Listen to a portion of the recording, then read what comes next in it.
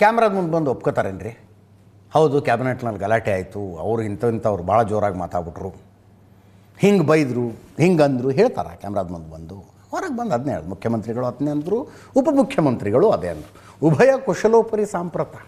ಅಷ್ಟು ಚೆನ್ನಾಗಾಯಿತು ಕ್ಯಾಬಿನೆಟ್ಟು, ಸಂವಾದ ಮಾಡಿದ್ದೀವಿ ನಾವು, ವಿವಾದ ವಾಗ್ವಾದ ಅಲ್ಲ ಅನ್ನೋ ಥರ ಹೇಳೋದು. ನೋಡಿ, ಇಲ್ಲೂ ಅಷ್ಟೇ.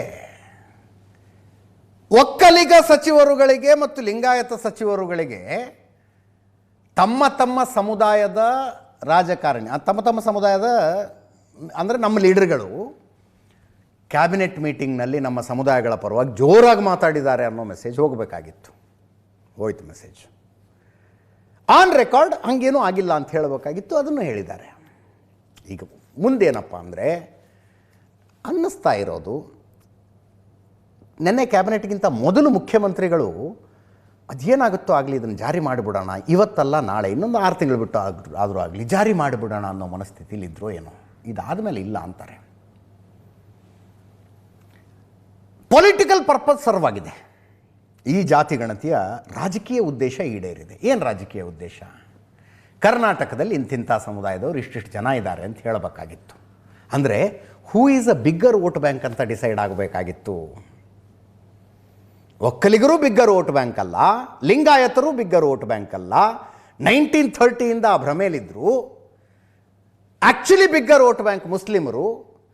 101 ಜಾತಿಗಳನ್ನು ಸೇರಿಸಿದರೆ SC ಅವರು ಬಿಗ್ಗರ್ ವೋಟ್ ಬ್ಯಾಂಕು. ಲಿಂಗಾಯತರು ಒಕ್ಕಲಿಗರು ಅಲ್ಲ ಅನ್ನುವ ಸಂದೇಶ ಕೊಡಬೇಕಾಗಿತ್ತು, ಕೊಟ್ಟಾಗಿದೆ. ಇನ್ನು ಇದರಲ್ಲಿನ ಶಿಫಾರಸ್ಸುಗಳು ಅದು ಸೆಕೆಂಡ್ರಿನೋ ಏನೋ. BJPಯವರು, ಅದರಲ್ಲೂ ಅಶೋಕ್ ಅವರು ಮರಕೋತಿ ಆಟ ಅಂದರು. ಇದನ್ನು ಮರಕೋತಿ ಆಟ ಅಂತ. ವಿಜೇಂದ್ರ ಅವರು ಜಾತಿ ಗಣತಿಯ ಶಿಫಾರಸುಗಳನ್ನು ಜಾರಿಗೊಳಿಸುವ ಇಚ್ಛಾಶಕ್ತಿ ಮುಖ್ಯಮಂತ್ರಿಗಳಿಗಿಲ್ಲ ಅಂದರು. ಕೇಳಿಸ್ಕೊಳ್ಳಿ, ಇವರು ಹೇಳಿದ್ದು. ಜಾತಿ ಗಣತಿ ಎಂಬ ಒಂದು ಮರ್ಕೋತಿ ಆಟ ನನ್ನ ಕ್ಯಾಬಿನೆಟ್ ಅದೇ ತಿಂಡಿ ತಿಂದು ಕೆಲಸ ಕಾರ್ಯ ಅಲ್ಲದೆ ಹೋಗಿರೋಂಥ ಕ್ಯಾಬಿನೆಟ್ ಅದು. ಇಂಥ ಪುರುಷಾರ್ಥಕ್ಕೋಸ್ಕರ ಯಾಕೆ ಕ್ಯಾಬಿನೆಟ್ ಕರಿಬೇಕಾಯ್ತು? ಮತ್ತು ಕ್ಯಾಬಿನೆಟ್ ಕರೆದು ಎಲ್ಲ ರಿಟರ್ನ್ ಅಬ್ಜೆಕ್ಷನ್ ಕೊಡಬೇಕಂತೆ. ಅವರ ಸಂಪುಟದ ಸಚಿವರನ್ನೇ ಈ ಜಾತಿಯ ಬಲೆಯಲ್ಲಿ ಸಿಕ್ಕಾಕಿ ಅವ್ರಿಗೆ ಅವಮಾನ ಮಾಡುವಂಥದ್ದಕ್ಕೆ ತಯಾರು ಮಾಡಿರುವಂಥ ಸೂತ್ರ ಇದು. ಈಗ ಹೆಂಗೋ ಡಿಸೆಂಬರಲ್ಲಿ ಅವರು ಅಧಿಕಾರ ಹಸ್ತಾಂತರ ಮಾಡಬೇಕಲ್ಲ, ಆ ಟೈಮಲ್ಲಿ ಇದನ್ನ ಯೂಸ್ ಮಾಡ್ಕೊಳಕ್ಕೋಸ್ಕರ ಮಾಡಿರೋ ಕುತಂತ್ರ. ಮಣ್ಣೆ ಮಾಡಂಗಿದ್ರೆ ಸಿದ್ದರಾಮಯ್ಯ ಮುಖ್ಯಮಂತ್ರಿ ಆದಾಗೆ ಮಣ್ಣೆ ಮಾಡ್ಬೋದಾಯ್ತು. 4 ಗಂಟೆ ಕರೆದಿರೋ ಕ್ಯಾಬಿನೆಟ್ ಮೀಟಿಂಗ್ ಏನೂ ತೀರ್ಮಾನ ಆಗೋದಿಲ್ಲ. ಮುಖ್ಯಮಂತ್ರಿಗಳಿಗೆ ಇಚ್ಛಾಶಕ್ತಿ ಇಲ್ಲ, ರಾಜ್ಯದ ಮುಖ್ಯಮಂತ್ರಿಗಳಿಗೆ ಇಚ್ಛಾಶಕ್ತಿ ಇಲ್ಲ. ಹಿಂದುಳಿದ ವರ್ಗಗಳಿಗೆ, ಪರಿಷ್ಠ ಜಾತಿ ಪರಿಷ್ಠ ಪಂಗಡಗಳಿಗೆ ನ್ಯಾಯ ಕೊಡಬೇಕು ಅನ್ನುವ ಇಚ್ಛಾಶಕ್ತಿ ರಾಜ್ಯದ ಮುಖ್ಯಮಂತ್ರಿಗಳಿಗೆ ಇದ್ದಿದ್ದೇ ಆದರೆ ಇವತ್ತು ST ಡೆವಲಪ್ಮೆಂಟ್ ಕಾರ್ಪೊರೇಷನಲ್ಲಿ ಇಷ್ಟು ದೊಡ್ಡ ಹಗರಣಕ್ಕೆ ಅವಕಾಶನ ಕೊಡ್ತಾ ಇರಲಿಲ್ಲ. ವಾಲ್ಮೀಕಿ ಅಭಿವೃದ್ಧಿ ನಿಗಮದಲ್ಲಿ 150 ಕೋಟಿ ರೂಪಾಯಿಗಳು ಇವತ್ತು ಹೊರ ರಾಜ್ಯಕ್ಕೆ ಕಳಿಸಿ ಈ ರೀತಿ ಹಗರಣ ಆಗೋದಕ್ಕೆ ಮುಖ್ಯಮಂತ್ರಿಗಳು ಅವಕಾಶ ಕೊಡ್ತಾ ಇರಲಿಲ್ಲ. ವೀರಶೈವ ಲಿಂಗಾಯತ ಪ್ರತ್ಯೇಕ ಧರ್ಮ ಅಂತೇಳಿ ಬೆಂಕಿ ಎತ್ತಕ್ಕಂಥ ಕೆಲಸ ಮಾಡಿದ್ರಿ. ವೀರಶೈವ ಲಿಂಗಾಯತ ಪ್ರತ್ಯೇಕ ಧರ್ಮ ಒಡೆಯೋದಕ್ಕೆ ನಾವು ಕೈ ಹಾಕಬಾರ್ದಿತ್ತು, ನಾವು ಕ್ಷಮೆ ಯಾಚಿಸ್ತೇನೆ ಅಂತೇಳಿ ಸ್ವತಃ DK ಶಿವಕುಮಾರ್ ಅವರು ಹೇಳಿದರು. ಪಾಪ ಜನ ಮತ್ತೆ ಓಟ್ ಕೊಟ್ಟರು. ಈಗೇನು ಮಾಡೋಕ್ಕೆ ಹೊರಟಿದ್ದಾರೆ?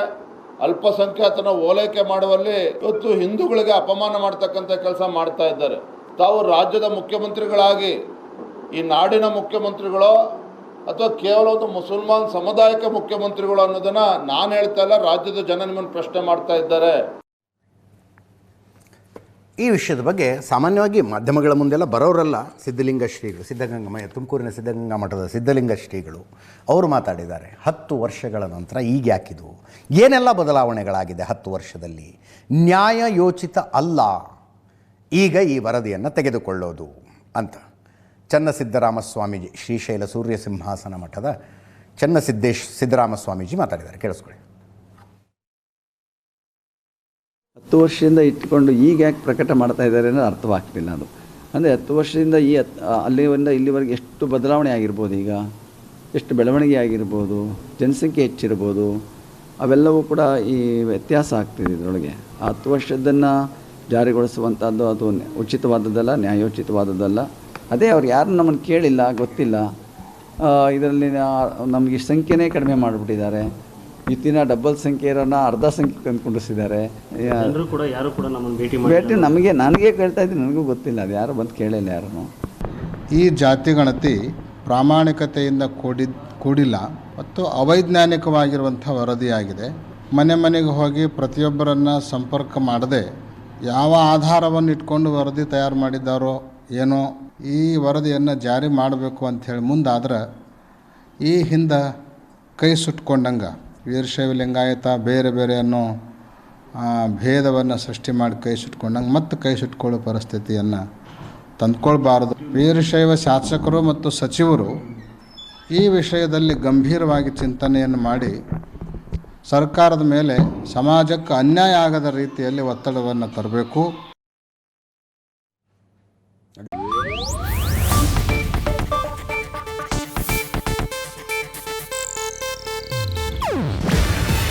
ಇದು ಏಷ್ಯಾನೆಟ್ ನ್ಯೂಸ್ ನೆಟ್ವರ್ಕ್ ಪ್ರಸ್ತುತಿ.